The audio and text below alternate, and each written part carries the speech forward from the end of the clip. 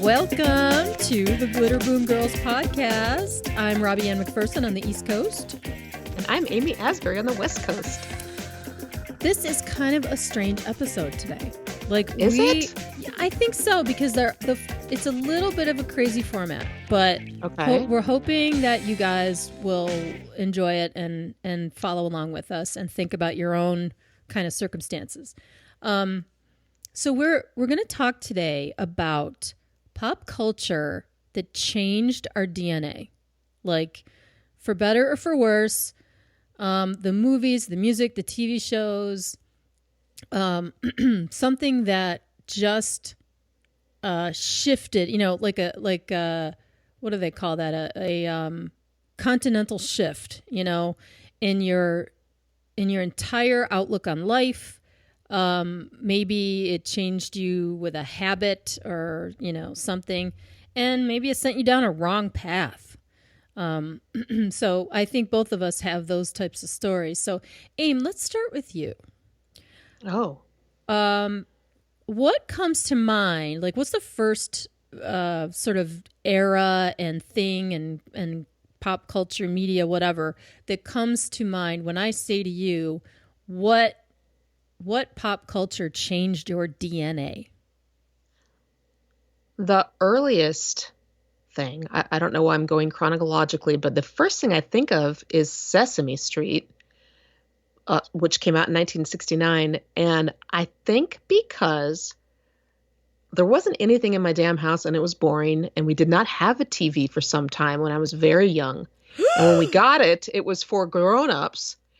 And I'm talking 2, 3, I don't remember, or maybe it was in my parents' room, okay? Mm-hmm. So I didn't have a lot of exposure to TV, which means the only thing in my sight was my living room, okay? When you get the TV, you see a little box to different places, right? So the next thing I knew, the Buckwheat's version of TV came toward me. Mm-hmm. No, not cartoons. Cartoons came later, but something that was educational, which meant no guilt for my mother. Sesame Street. She was like, oh, she's going to learn. It's good. So I see Oscar the Grouch, who sounded just like my Uncle Bob, who was always complaining about. So I thought, oh, is that Uncle Bob in a can? Like, what's going on?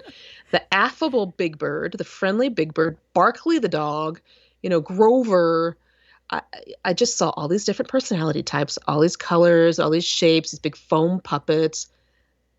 I thought, okay, that guy they don't like because he's rude. Because this stuff sunk in. Oh, got it. Oh, this guy's more friendly. He's got more friends. So I saw all these different types of personalities. And they were not my favorite thing ever. I wasn't like, oh, I love Sesame Street. It was just the first thing that let me see something other than my living room. So that, and also the numbers, and, they kind of showed you different jobs people had. Right. Here's a factory in Queens. I was like, wait, what? Here's how they make saltwater taffy.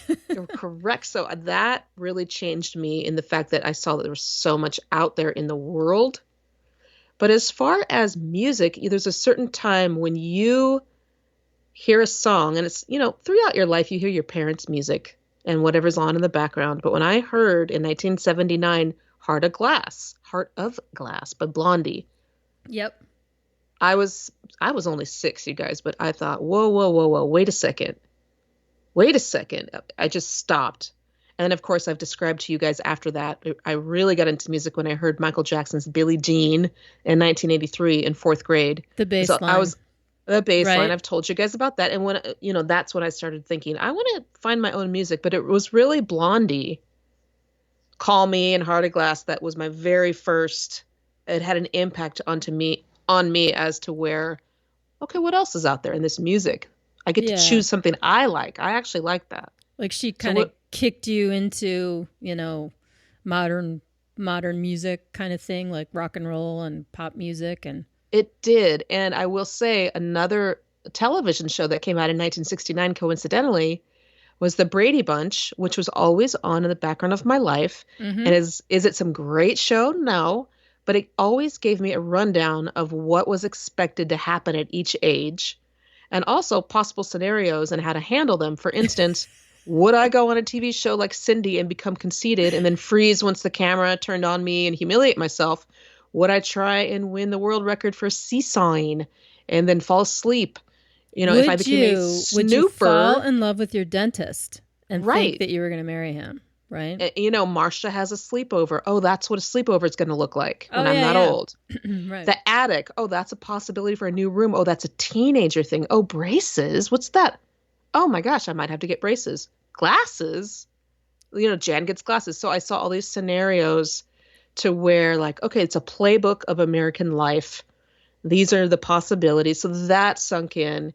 And, you know, and later when you get glasses, all right, I had Jan's experience through Jan, you know, so I kind of thought, Right. oh, I'm supposed to think I'm ugly right now, you know, so those are some of the things that I would sunk say, in. I would take issue though with saying that it wasn't a good show because No, it was, but it wasn't like Masterpiece Theater, but I loved it. But that's just it. Like, you know, not everything should be judged by Masterpiece Theater, right? Not everything should be judged by Shakespeare or, you know, oh, it won an Oscar or whatever. It won an it did not win any Emmys that I know of, but I really loved watching life through all of those different characters, and it did make me feel prepared in some way for life. Yeah, and to me, that qualifies it for a certain type of really good show because it meant that the way that they did the show, the characters we cared about, the issues were, excuse me, the issues were relevant. They, even years later, you think about stuff. When I think about the Brady Bunch, I'll tell you where it rearranged my DNA, the Aunt Jenny episode, where here's Aunt Jenny. She's a spinster, played by Imogene Coca, and Jan finds a picture in the attic that looks just like her, but it's like an old picture. And she's like, Mom, I don't remember getting this picture taken. And Florence Henderson, you know, Carol goes, oh no, that's your Aunt Jenny. So now Jan wants to meet Aunt Jenny because she wants to see what she's going to grow up to look like. Well, here comes Imogene Coca, right? Not a traditional beautiful woman. And Jan, Imogene Coca happens to visit, right? Or no, she sent a letter. That's right. She sent a letter and a picture.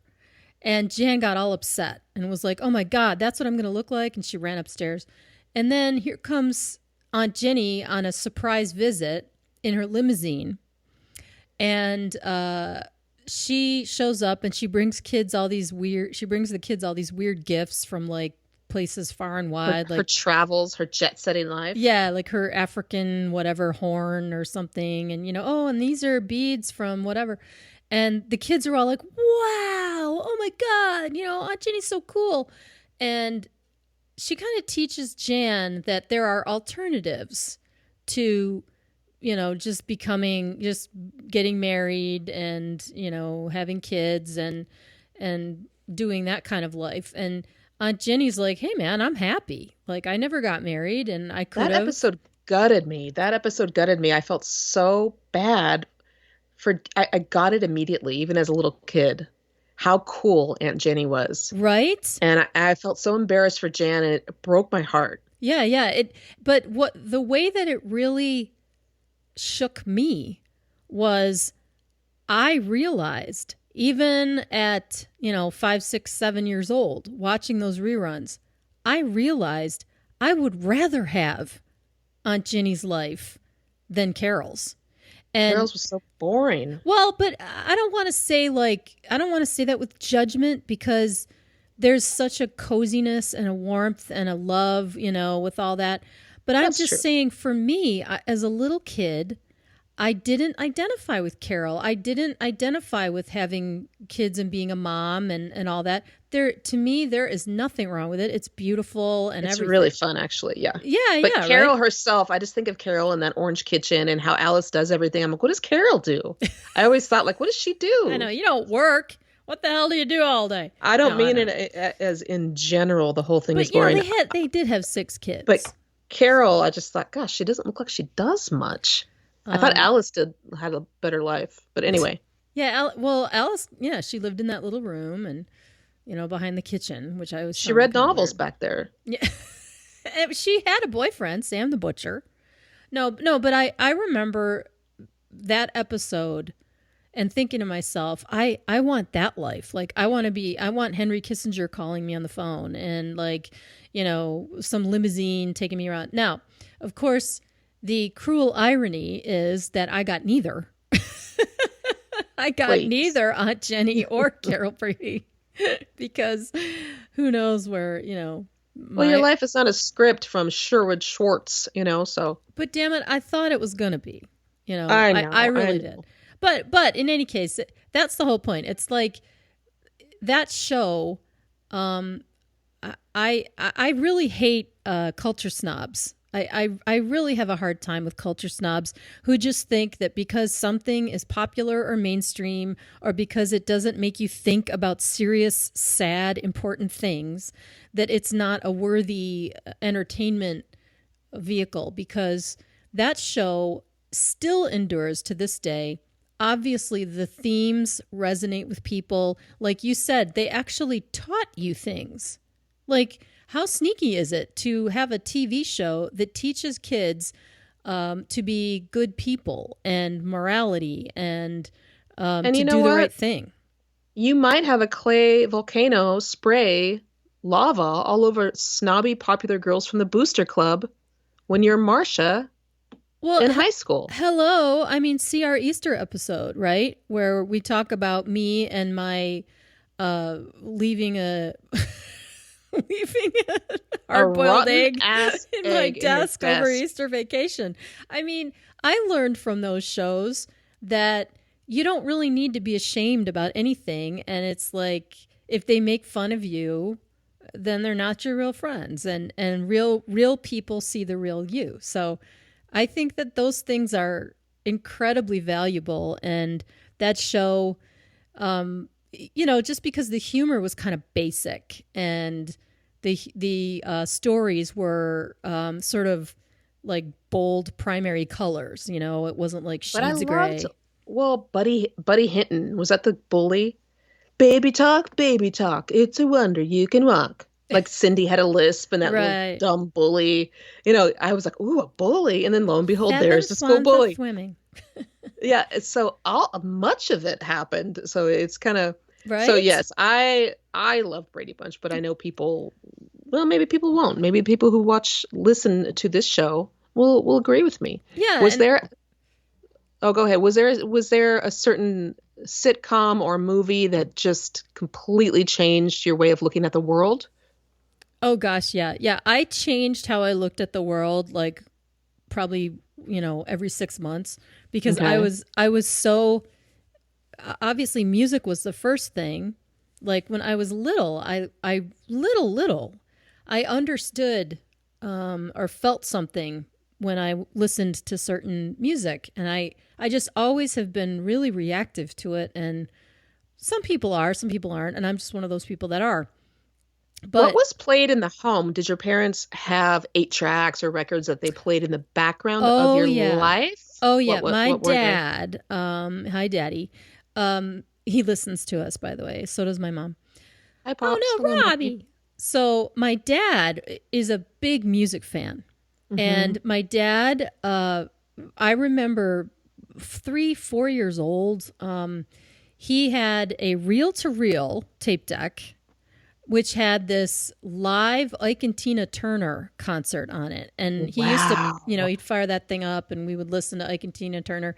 And he had this hi fi stereo system that he brought back with him from Vietnam. My dad's a Vietnam Wow. vet.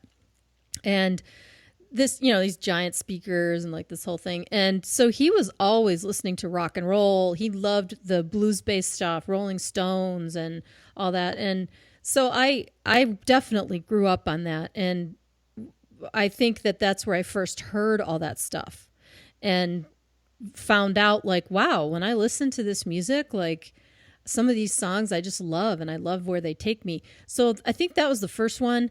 And then the second one, it's probably a bit of a tie between Star Wars and Xanadu, where I saw this movie in Star Wars. And back then, I think we've talked about this before, but back then you have to understand in context, no one had really done anything like Star Wars before that.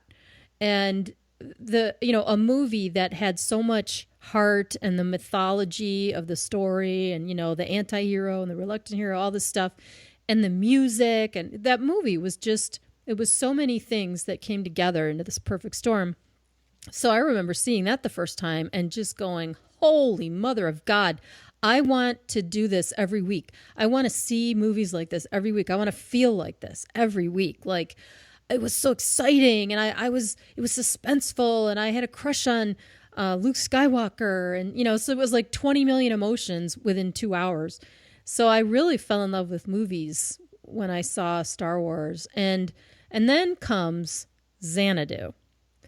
Now, we know how you feel about right? Xanadu. I mean, I was 11 or 12 when Xanadu came out, and Mom dropped me off at the mall, and I went to the mall, and handed my little $5 over the counter. I think the tickets were like $1.50.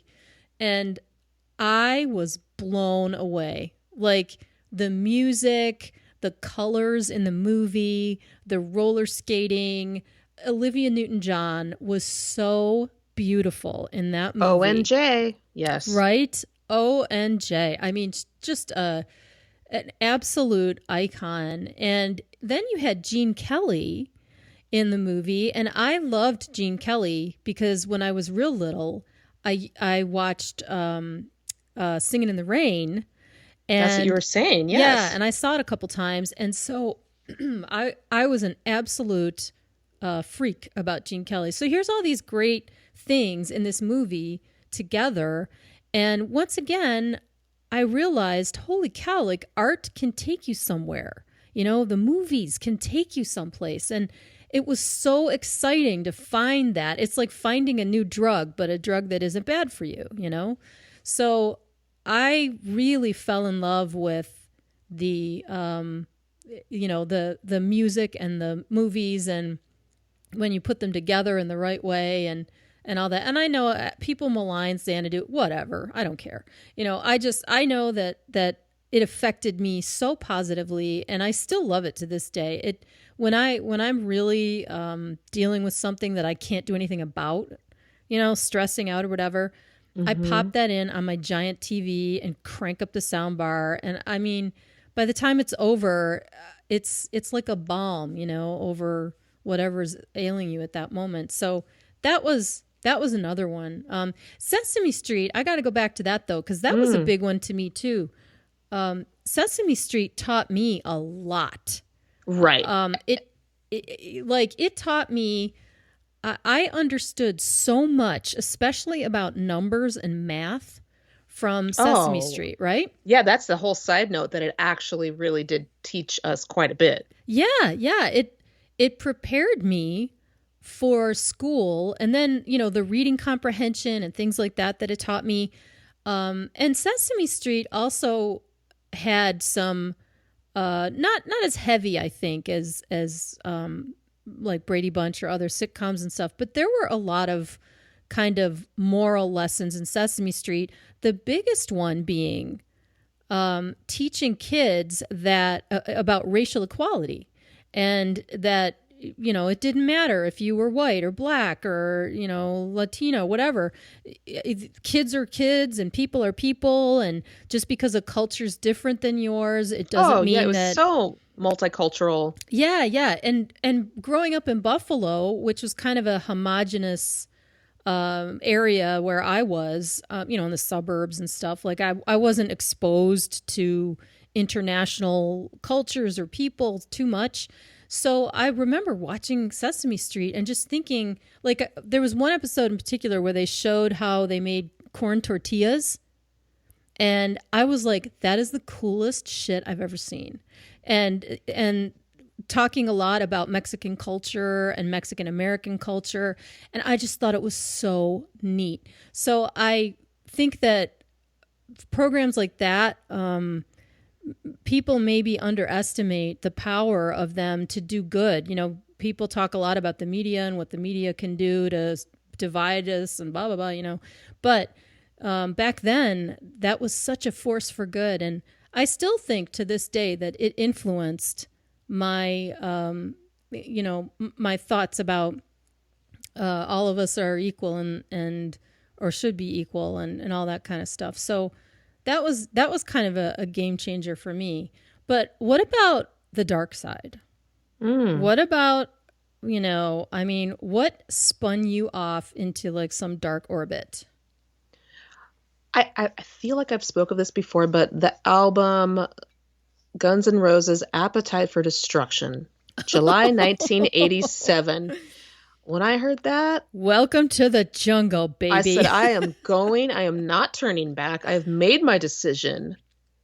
I'm bored. I'm turning to the dark side. I want to know what they're talking about. What is this Mr. Brownstone, which is like heroin, of course. I never tried heroin, but what is this? What is this stuff? I wanted to know what they were talking about. And same thing with Beastie Boys' License to Ill. I wanted to know what these references were. What are these references? So I would listen and try to and I write in a little notebook. Okay, what is this? And Night Train, I want to try this Night Train. So it really. No, you don't. Oh gosh, yeah. I think I blacked out when I actually tried Night Train and woke up with like sequins all over me, like I don't know, in my friend's apartment with like some Dalmatians walking around. Yeah, if you have, your family's broken. My mother was very depressed. I was kind of by myself, and I got a hold of that, and it was on. It was on. Wow. What about you? It was probably about the same era for me, but a different kind of music because I was a little bit older than you around then, 83, 84. And as I talked before, I got this job at this nightclub, and I was Love 16. That story. And I had two jobs. So funny. I worked at a record store, which was like, I basically, it was like the Blues Brothers. Like at the end of the day, I owed them money because, I just spent my paycheck every week on records. But then I worked at this teen nightclub. It was a non-alcoholic nightclub. And the only reason it was non-alcoholic is because they couldn't get their liquor license yet. So they just basically made a quote unquote teen nightclub until they got their liquor license. And this is where you, at 16, became a bouncer in the woman's room and had to put up your foot against the door frame so people could not too many women would come in at once. Right. Okay. Yeah. Well, I was a little older by the time I was promoted to bathroom bouncer. But I started out working in the coat check room. The coat check. Okay. At this teen nightclub. And and so that was the first place I was introduced to like club life. Wow. And the music was 80s club music, which was really cool. Like a lot of, Grandmaster Flash and then also new wave, New Order and crazy 12-inch stuff coming from London and, all this. And that whole movement, just that whole club culture in the 80s, I've never done illegal drugs in my life. I've never even tried like cocaine or even marijuana. I never have. But it was all around me there. And the people that were doing it, obviously they were not, they didn't have goals like I had. They didn't want to go to college and get a job and do, make something of their lives. All they thought about was like tonight. And, that was it. I can relate. I was one of those people. Yeah. I wasn't a druggie, but I felt like, oh, I'm going to be dead any day now. So tonight, let's have fun. Yeah. So I can relate. Yeah. It was a strange place for me to be as a suburban girl, right? Because on the one hand, it was so exciting. It was different. And I found I related a lot more to these kids because my family was broken and a lot of the suburban families, like we were like the first ones on our block, to get a divorce. So I think for me, it was like, wow, these kids understand the pain I'm in. And I I'm not sure if it's my upbringing, nature, nurture, whatever it is, that made me still stay on the straight and narrow. But I will say this: I spent probably 3 years of my life, just going out dancing like all the time, and I didn't really know what to do with school, and I was really lost for about 3 years there. Just just kind of. And meanwhile, these other kids, if their lives were falling apart, they didn't care, Right. And I don't know. I often wonder. I often look back and wonder if I had not gotten that job and if I had done something else, or just worked at the record store or something, if I wouldn't have wasted 3-4 years bumbling around and screwed up my first couple of years in college and made some dumb decisions about careers and all that. Like, I definitely think that era where I fell in love with club culture, like, it was just dumb. You think it's dumb? I see it as being one of the people. I was in a suburban area and I was one of the very, very, very troubled kids who made their way out to Hollywood to be with people more like myself.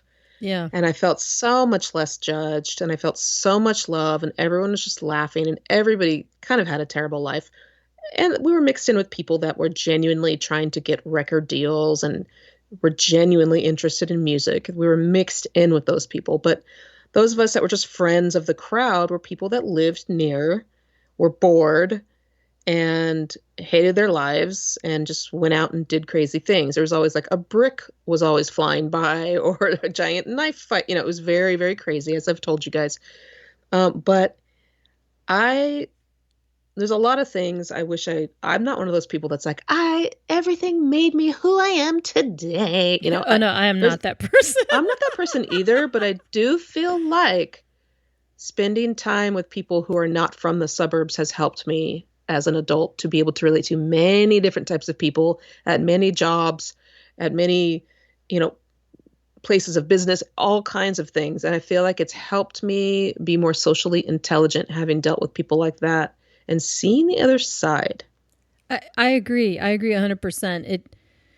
It gives you a wisdom and insight, and I think we're kind of similar in that way. Like, we were both suburban kids, but we didn't really fit into that mold. And back then, there very much was a certain type. There was like a suburban type and suburban life, and then other things. They were real split up. But I can list.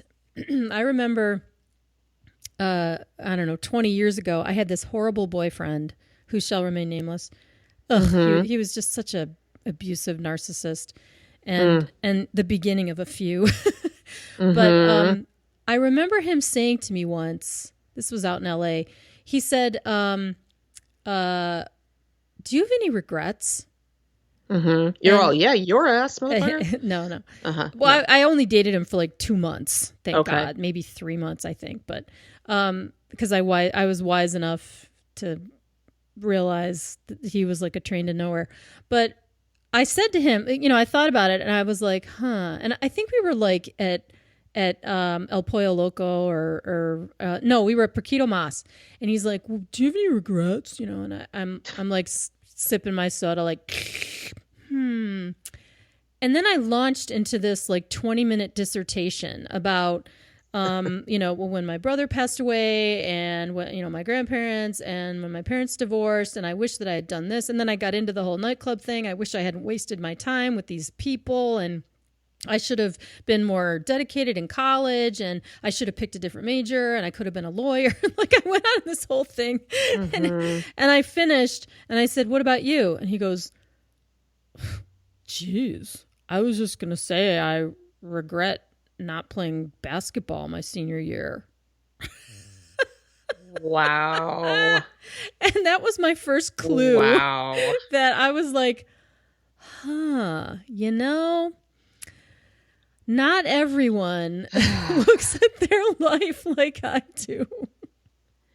I do think the club people, we'll call them club people, but they turned into a certain type of person. Some of them became suburbanites again with a crazy past, but some of them you come across today and you can see life from their eyes when they're looking at you. They're looking at you like, oh, you're one of those people and you're going to report me to my manager and you're going to be a jerk. You can kind of see life from their eyes, some of these people. And you deal with them in a different way. You give them a little more love sometimes. You're like, you know what? I know your type. I know Right. your type. There's something So, behind that attitude. Yeah. Yeah. yeah. So Yeah. I don't know if it was all worth it. I definitely purposely got into trouble. Purposely. I can't blame my parents. I could have been like, hey, I don't want to be like them at all, and been really straight and narrow.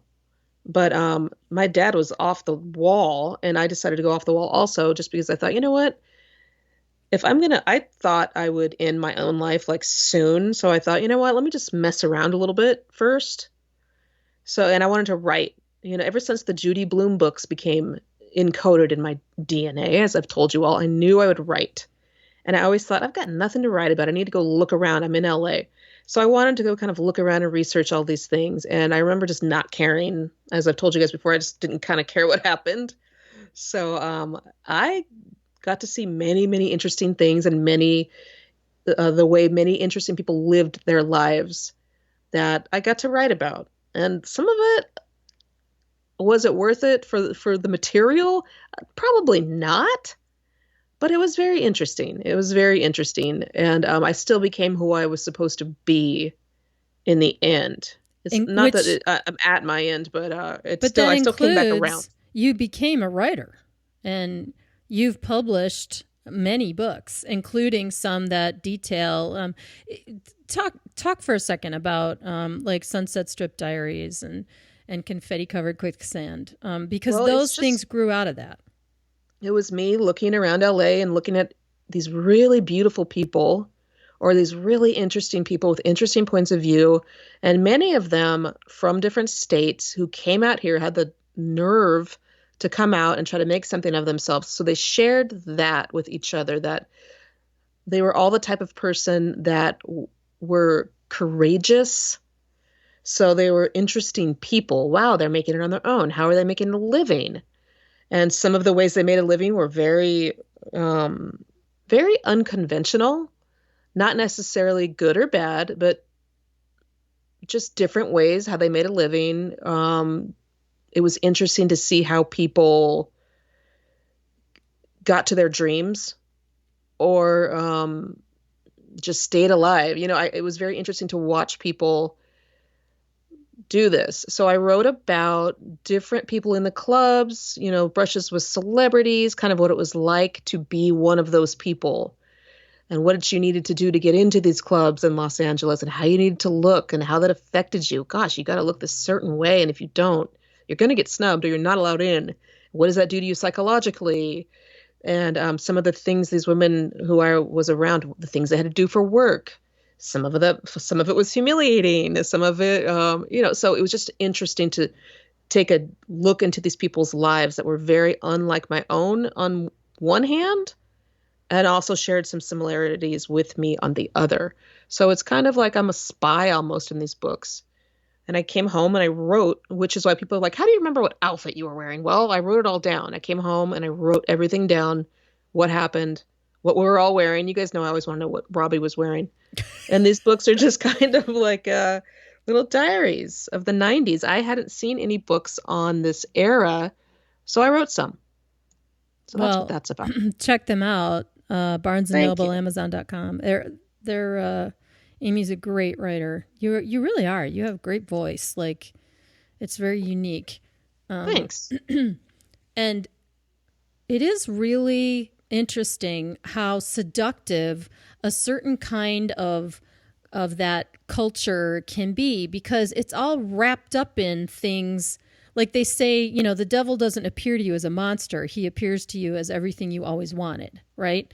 And when you fall into something like that, I loved the music, and I loved the funky, hair and like the MTV punk The hair. fashion was Yeah, so yeah. fun. Yeah, To me, that so was all so fun. cool. And I wanted to be Madonna. I wanted to be Debbie Harry. I just thought all that stuff was so neat. And when I was in these clubs and dancing and the music was loud and, I loved it. But obviously that kind of culture also lends itself to people abusing a lot of drugs, and the drugs seem to be what took most of the people out that I knew. And it's just a really tough scenario. And, who knows why certain people make it and don't. But I just know that when I look at that, I think, my gosh, how close I came to, sort of getting seduced by all of that smoke and mirrors, because that's really all it is. And I don't know anything about cultures like, being an Olympic athlete or something like that. Probably is smoke and mirrors in a way. And it's like my whole philosophy of life, which is we are all full of shit.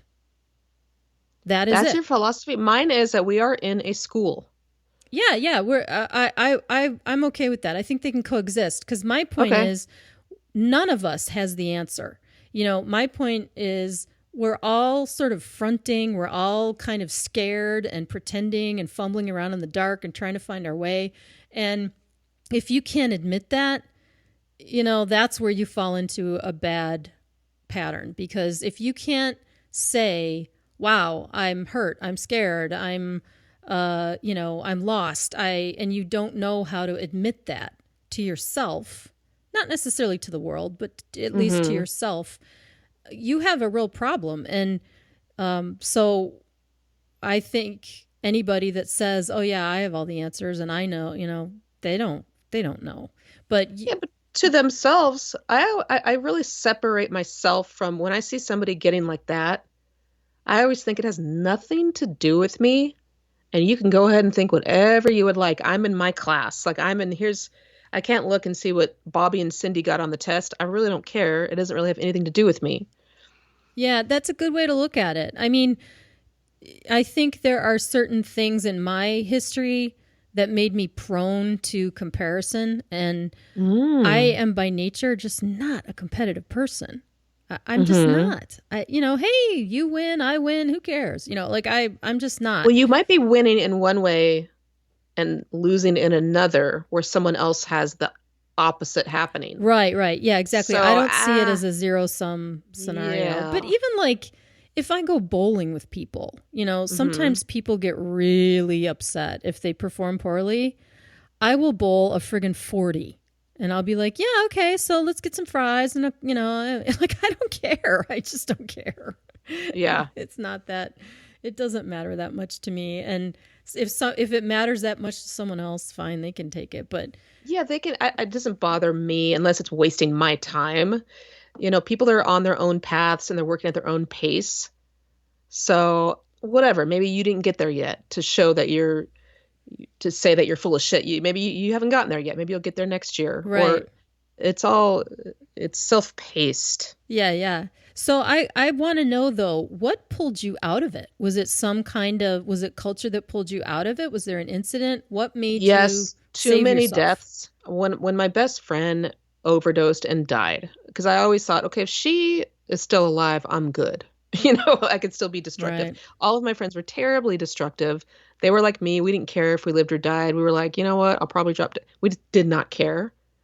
And we were very young and our parents weren't watching us, et cetera, et cetera. And when I got the phone call that the funeral was on Wednesday, I thought, all right, I got to take a look at my life. Like, well, first of all, I got in a terrible depression and I went to work at a place called The Famous Deli where I met my friend Robbie Ann McPherson. Yeah, it was that year that I met you that I stopped and said, oh, this isn't just fun and games.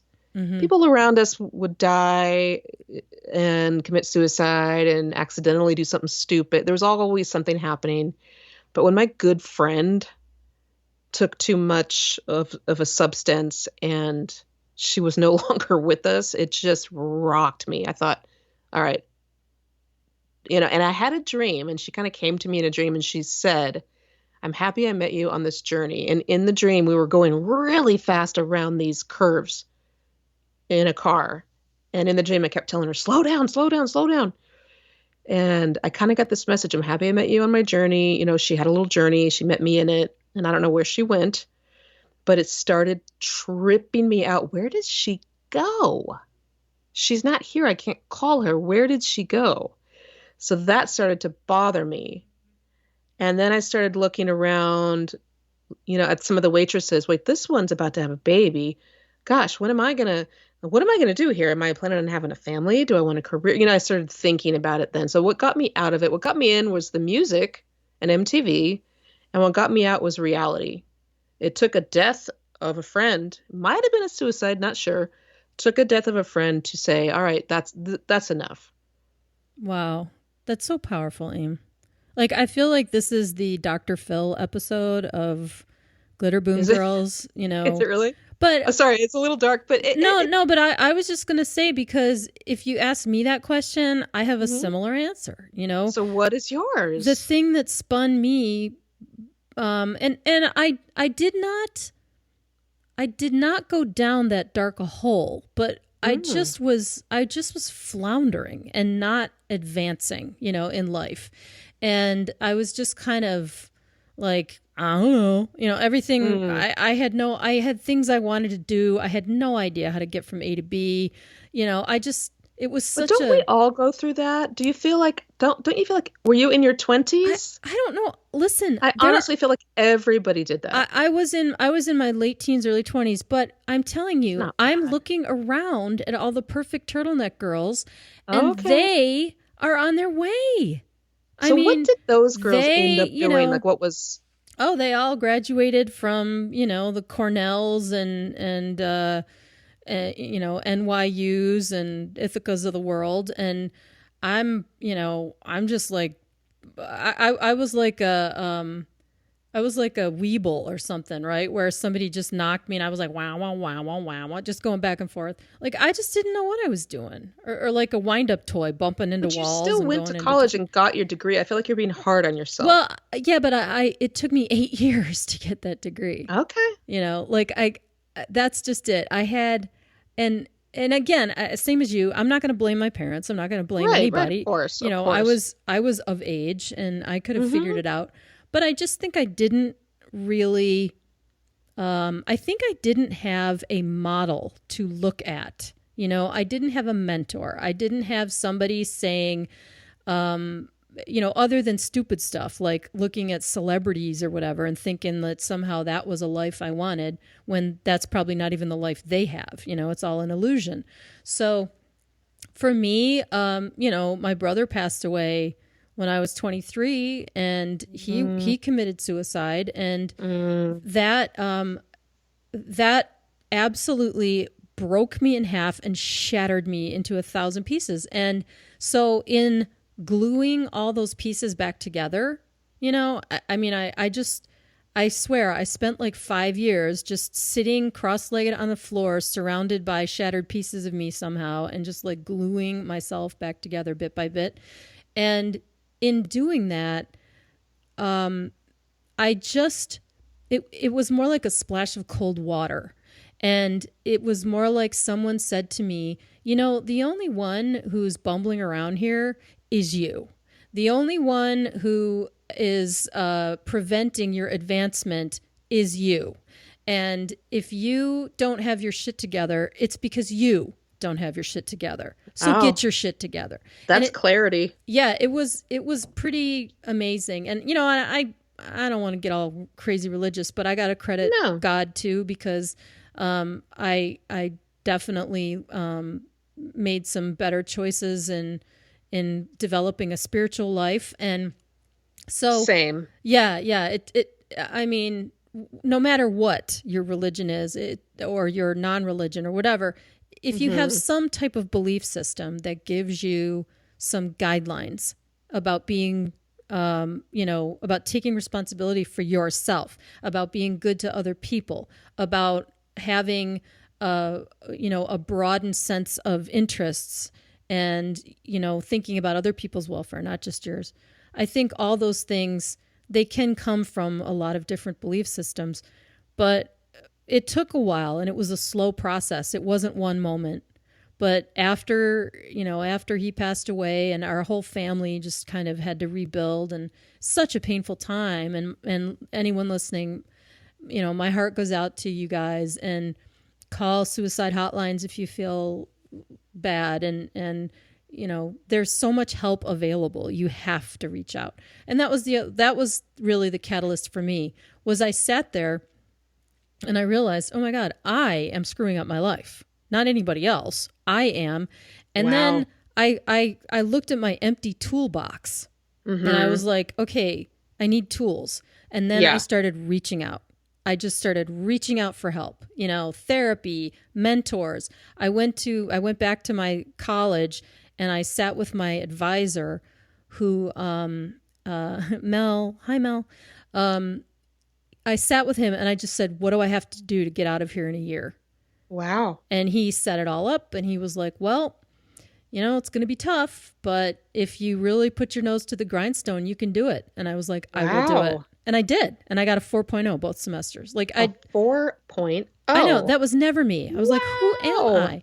But it was it was a lot of different things. And so I guess we couldn't say that was a cultural shift, but no, but I think there are things that, I don't want to say distract, but I think that there are so many things. If we were just in a box, things would be different. We're looking at different media and different distractions in our life. And sometimes they give you a great idea and you model yourself after it, even if it wasn't real. And sometimes you look at it completely different. Yeah, exactly. And when you're young and maybe in pain, or you just don't know any better, sometimes you fall for the smoke and mirrors versions of things, and you just go down a road that leads to nowhere, or it's a circle, like that's how I would describe my teens and my, high school graduation, early college. I was just walking in a circle, and I thought I was going somewhere, and it turned out, and then I'd find myself back at square one, like, oh God, really? Again? And when you heard music from those clubs, or did it take you right back there when you heard like certain, or your dad's music? Oh yeah. But music is so powerful, I think. And to me, I can use it to help me, and there are certain songs that I don't even want to listen to. Thinking you just back, can't. Yeah, because it's like, ugh, I don't even. It's almost like a USB when I hear certain songs from my childhood, because my dad always had on the Beatles, Revolver, Rubber Soul, the White Album. He was always playing Blackbird on the guitar. Mm-hmm. When I hear those songs, it's like a little USB drive clicks into my soul and just fills it with this, like, oh, I used to be a kid and have a normal family. Certain songs. Yeah, it it's like a downloads. USB of pain, right. Or happiness, but some of them I cannot hear. It's like a thumb drive. Like it just pops in. It's a little baby thumb drive. I'm like, can't do it. Can't listen to that. Changing the channel right now. Yeah, sometimes I like listening to it, and sometimes I don't. There are some songs that I just can't listen to. It's way too painful grief-wise. Mm-hmm. But I liked the songs from when I was a little kid, all those 70s one-hit wonders, because those things culturally, I think those things woke me up as a little kid to the world. Like it sounds so silly that some, Billy, don't be a hero, is gonna like wake me up to the world. Some Doobie Brothers and yeah. But I would hear these songs on the radio, and I'd be like, "Who are these people? How did they do that? Where are they from? And what do they look like? And how did they write that song? And what does that mean?" And it would just it lit a real spark, I guess, in me being curious about everything. I wanted to know all about all this stuff. And that me too. Definitely pop music that did that to me, for sure. And that's why MTV was such a party, as we were talking about before, because it presented so many categories of Yes. fashion, so many categories of music